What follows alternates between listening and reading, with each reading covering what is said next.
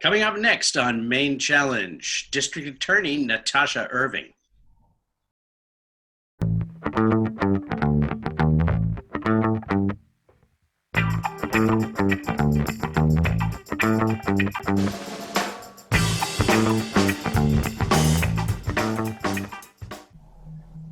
Hello and welcome to Maine Challenge. Our guest this week is District Attorney Natasha Irving. Welcome, Natasha. Thank you so much. I'm happy to be here.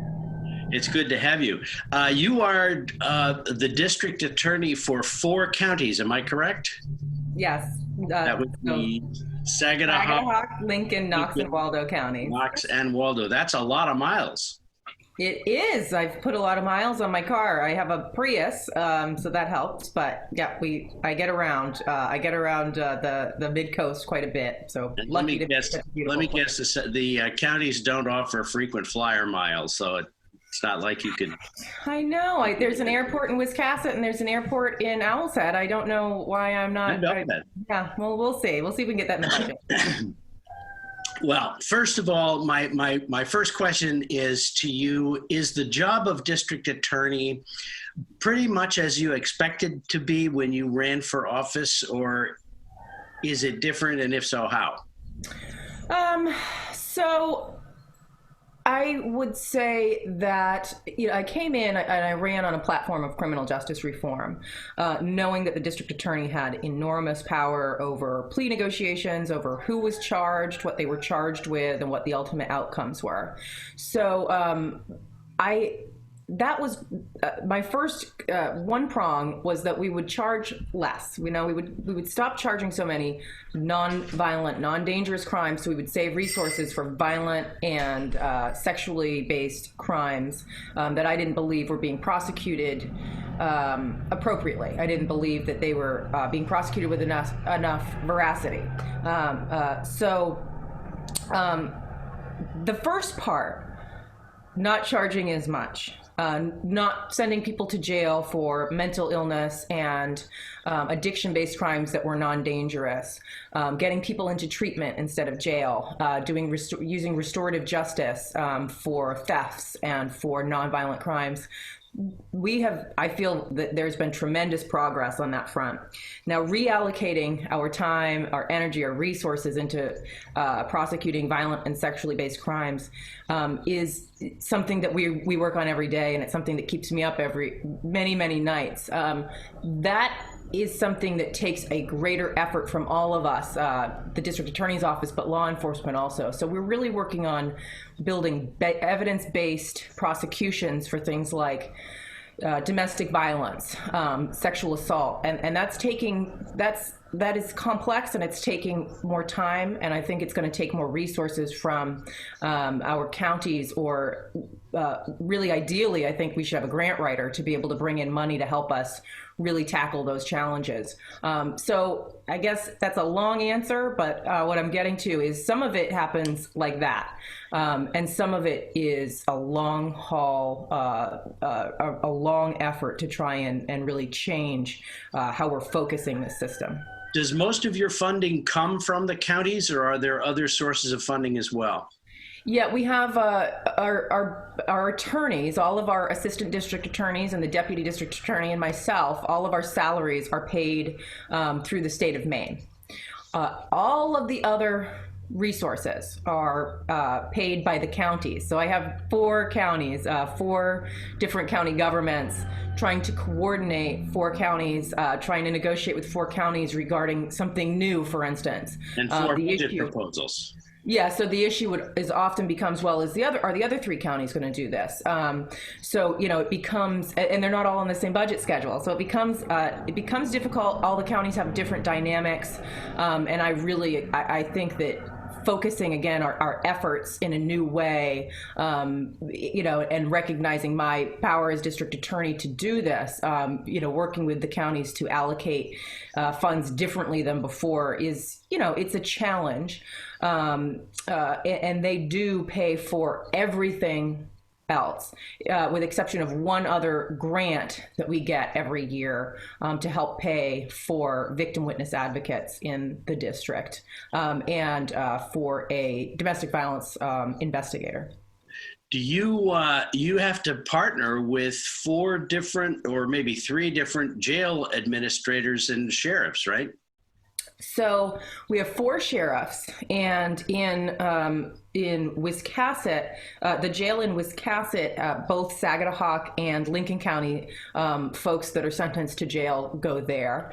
And in Knox County, they have their own jail. And the jail administrator, it's complicated, but the jail administrator for Knox County is also the jail administrator for Waldo County.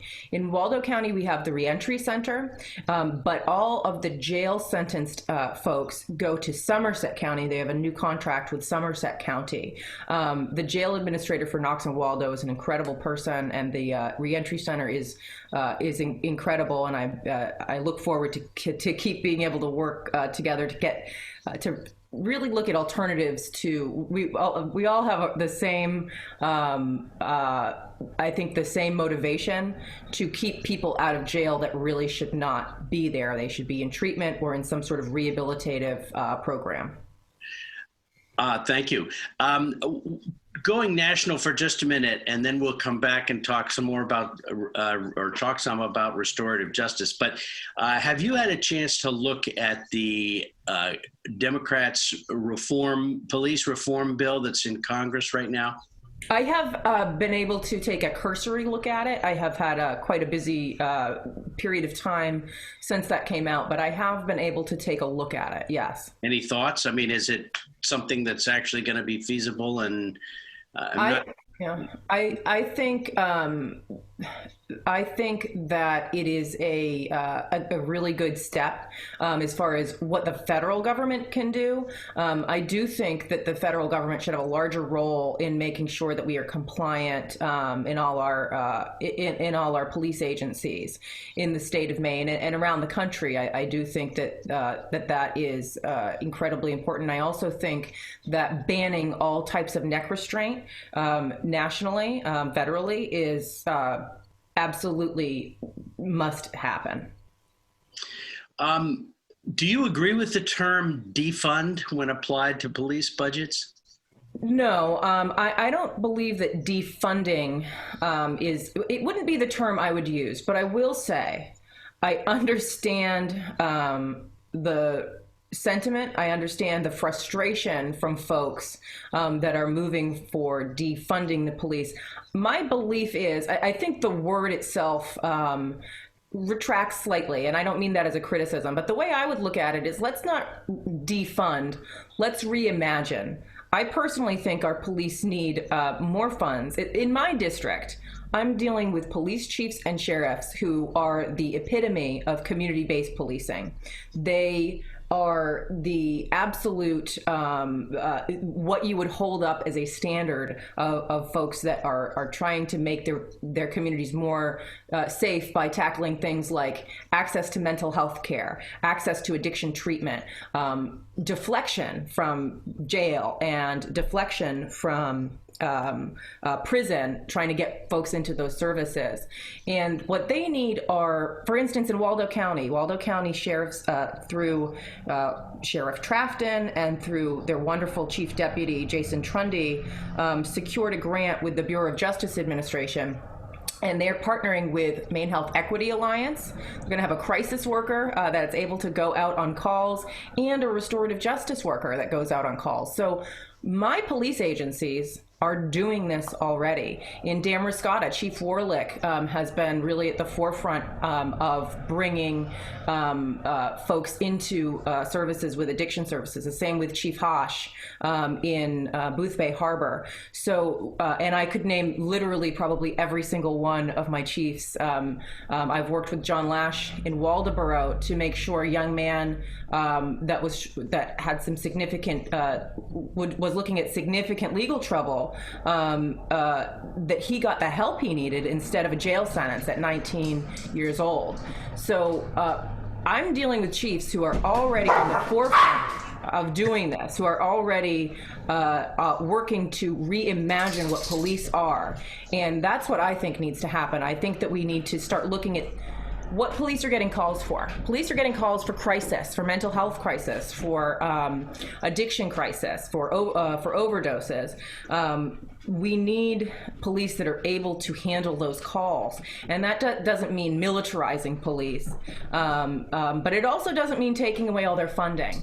We have to recognize that police have been at the forefront of this, and we need to invest in good police practices and in more methods to de-escalate situations instead of escalating.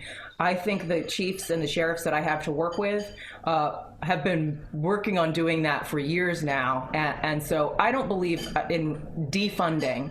I think that is the front line of help. I think we need to reimagine and get other positions in our police departments as our first responders that aren't just men and women with guns responding to a crisis, but men and women with mental health training and addiction training. I have to say, I live in Knox County in the town of Thomaston, and I'm very impressed with, and I know and have worked with Rockland's police chief, Thomaston's police chief, and with our county sheriff, who I think are all smart, forward-looking law enforcement officers. And then the word defund sort of scares me, because it's really, I don't think that's what people really want to do or will ever happen. But it's a hot button term that probably takes us in the wrong direction. But that's my opinion. And if you look at what's happened in the Mid-Coast in the last decade, Thomaston Police Department was defunded. We had police that didn't have health insurance. That's not what I call justice for police or for community. And the same, we've seen other communities that didn't want to. And I understand the tax burden is enormous, and that's another issue, right? But these police departments, when you lose your local police department, people weren't happy with that either, and they shouldn't be. Having your local police department is really the front line for help, and that's just, I think that we need to invest in these departments that are doing incredible work every day. And I agree, Sheriff Carroll, Chief Hoppy, and Chief Young in Rockland, they're all exemplary to work with, exemplary chiefs and sheriffs. Talking about judges and court cases for just a second, could you talk about why so many cases are finalized and reported with the term sentenced to 5 years in prison with all but 6 months suspended?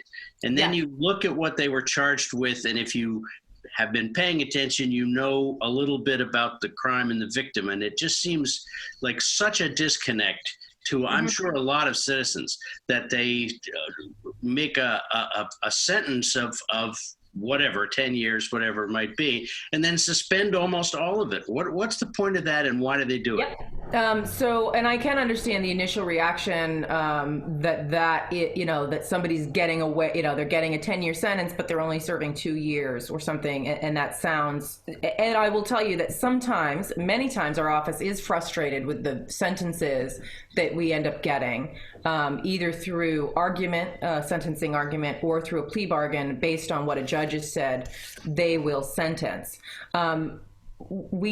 Maine, there's good and bad, right? Maine, we don't tend to sentence for most crimes extremely long sentences, and that's good in a lot of ways. In Alabama, for instance, I think you can get a 99-year sentence for marijuana possession.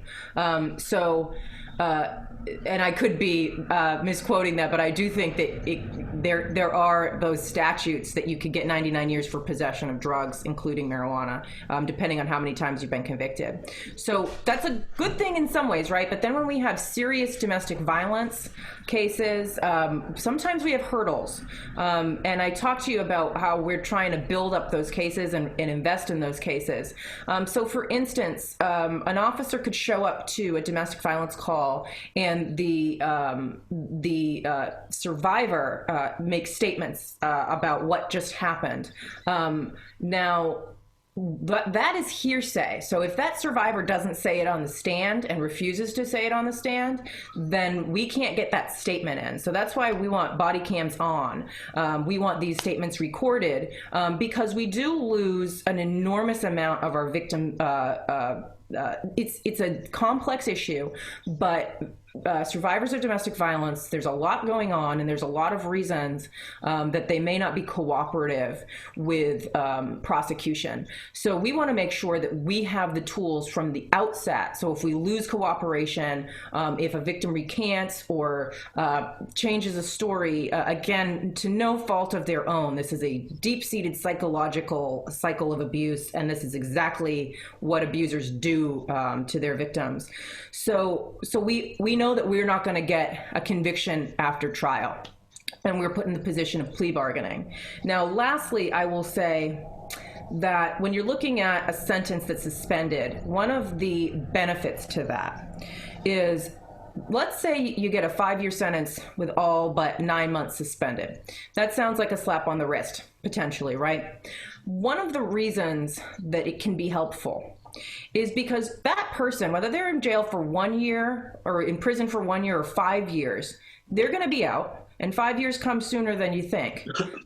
So having that period where they have consequences over them, right? So they're on probation and they have a suspended sentence. So that means if they were convicted, they would be open to going back for another set of years.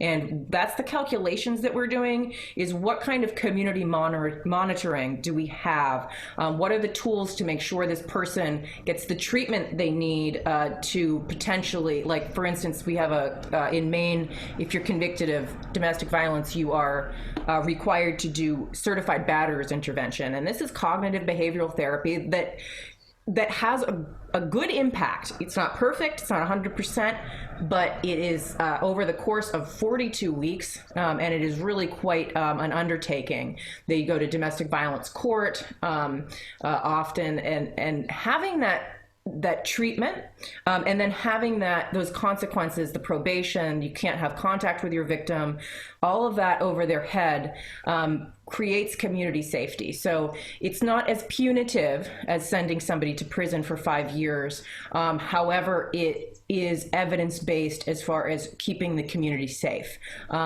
So I understand, I completely understand and commiserate. I understand that those punitive measures for some of these crimes are what the community wants and desires, but we have to weigh that with evidence-based results, knowing that that person is going to have a better chance of reentry without committing more violent crimes, and that ultimately has to weigh on our minds, because creating another victim is not going to be helpful to anyone. Thank you. That's a really interesting and complicated set of issues there.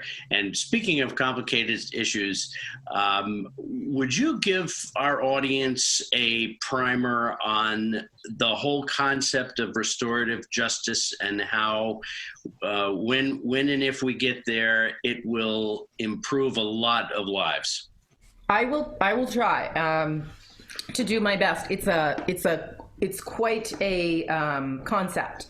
So restorative justice, it really starts out with building community and building healthy communities that are resilient and able to deal with harm. So you start before the harm has occurred, and you really look at trying to build connection and build networks and connection with folks in the community. So we have the vocabulary, we have the understanding that when a crime occurs, a harm occurs, the community can come together, right? The community can come together to address the harm. So it really takes that initial community building where we all invest in our community. So this can happen at a school, or it can happen in the city of Rockland, or it can happen in the county of Knox. It's about really having that localized community investment of the people. Now, when you're looking at restorative justice in the criminal justice system, you're looking at, or when there is a potential to have that interface with the criminal justice system, a harm has been done, right? And that would if it was something that our office might be involved in, it could be a theft, it could be a criminal trespass, there could be any number of different crimes where there is a victim that has suffered a harm, and really, in order to be made whole, restorative justice, the philosophy is different than our traditional criminal justice system, which says, well, it's the state versus John Doe, and we are going to try and prove a case against you for shoplifting, and we're going to get a sentence of 10 days in jail, and then you will have a criminal record for the rest of your life. It's punitive, and it's not restorative. The victim may have some say in what a jail sentence might be, but they don't. We don't get any direction as far as righting the wrong other than that punitive measure. With restorative justice, you sit together with the person that created the harm and the person that was harmed, and then other affected individuals in the community. Could be a neighbor, it could be the family of the person that was harmed, it could be another local business that has been harmed by shoplifting, for instance. And you have a facilitator that's there that helps this dialogue where the person that created the harm apologizes for what they did, and they explain what brought them to that point in their life where they committed that crime. I'm sorry, we've got so the victim is able to express what happened to them, how this affected their life, and together they create what's called a reparative agreement as a community, right? And what will it take for the victim to feel whole, and really for the community to feel whole? Because a crime, again, in the criminal justice system, we say the state of Maine. This was a crime against the people of Maine. We don't name the victim. It's the people of Maine. So this takes into account the victim and their needs, but also the community needs, and that crime really affects, this was our standard as a community, and you broke that. So what repair can you agree to, can we all agree to, that would make this better? So that could be community service. That could be that the individual gets treatment for drug addiction or for mental illness. It could be any number of things, but it's agreed upon. And then if the offender, well, the offender will have a mentor or somebody to help them through this process. And after a year or after some amount of time, we revisit and see what the progress was, and if the reparative agreement has been fulfilled. And at that point, you would either this is in the criminal justice system and there would be an outcome, for instance, a dismissal or an unconditional discharge without jail, or they didn't fulfill that, and they would be looking at a legal consequence, or what we're looking at right now is complete deflection out of the criminal justice system. So if a victim opts at the outset to use restorative justice in place of the criminal justice system, we have those, we're building that capacity. Restorative justice is actually building the capacity with police in Knox County, but has had an MOU in place in Waldo County in Belfast. And so those cases, the victims have much more direction and much more say, and they're not brought into this lengthy process where a person might not have an ultimate consequence for a year from when they were charged.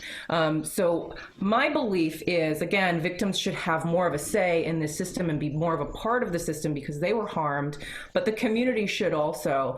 And the outcomes in these matters where we use restorative justice are far superior to ending recidivism, to getting people on their feet, and to building up communities instead of costing a bunch of taxpayer dollars to throw someone in jail where they learn more skills to live on the wrong side of the law and end up just building up a criminal career instead of building up our community. So I am a big believer. We have great practitioners in our district that are experts on this, and I have meetings with them, standing meetings every month with restorative justice, to make sure that we're still really addressing where we're going from here. So, and to this observer, it feels to me like you're making progress. It's probably not fast enough for some, and I certainly understand that.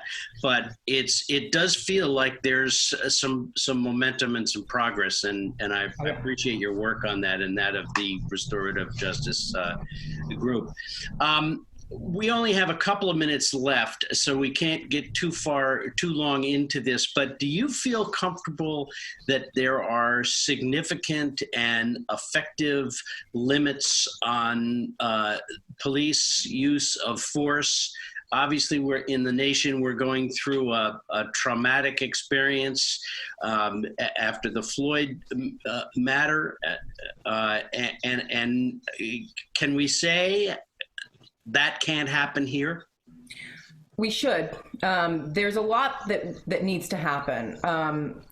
First off, we need to explore the law in Maine is, was the shooting justified, deadly use of force justified, and that's based on whether the officer feels that deadly force is necessary or is reasonable under the circumstances, and it would be to preserve their life or the lives of others. And that sounds reasonable, right? Except that a lot of the cases that we're looking at of deadly force in Maine, we say, why was this escalated?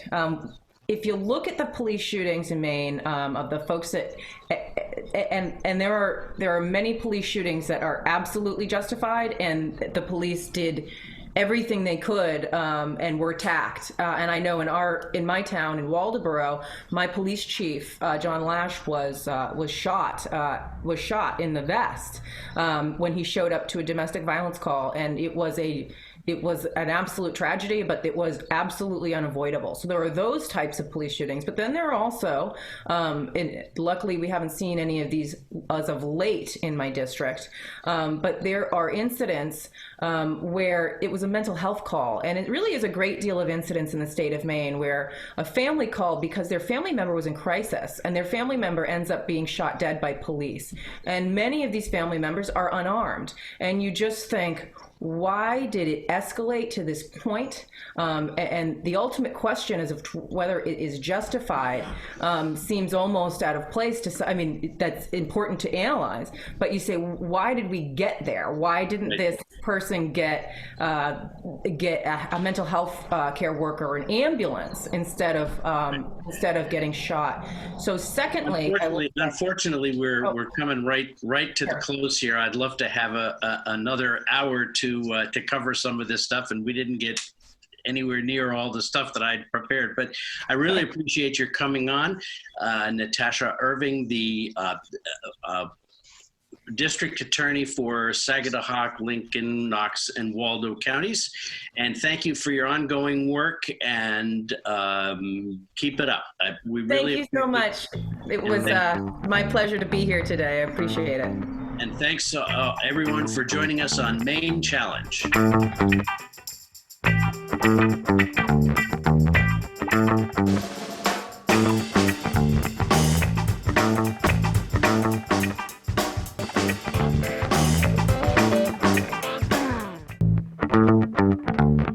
Show your support for Maine Challenge and LCTV's programming.